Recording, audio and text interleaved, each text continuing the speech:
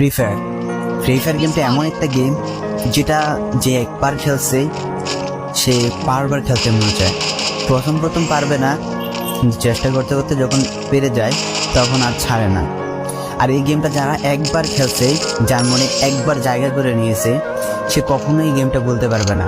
সে যদি 1 দিন 2 দিন 7 দিনও না খেলে, সে 7 দিন পর আবার ঠিকই এই গেমটার ভিতরে ঢুকবে। কারণ এই গেমটা কখনো কাউকে কষ্ট দেয় না। এই গেমটা সবসময় সবাইকে আনন্দ রাখে। এই গেমটাতে আমি অনেক সময় কাটাইছি, আর এটা আমি কখনো ভুলতে পারবো না। এই গেমটা আমার কাছে এমন একটা গেম যেটা কিনা আমি বলে বোঝাতে পারবো না।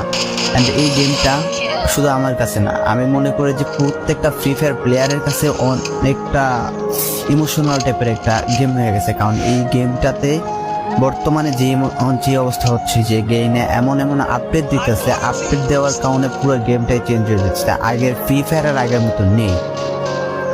তো এই কারণে হয়তো কোনো এক সময় আমরা এই গেমটা ছাইড়া দিতে হবে, তবে ছাড়া হবে না।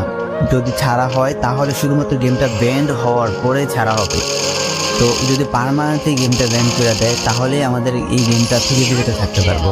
আর না হলে কোনোভাবে ছাড়া, যতই আপডেট আসুক না কেন আমরা ছাড়তে পারবো না। এই গেমটার প্রতি যত একটা মায়া জড়াই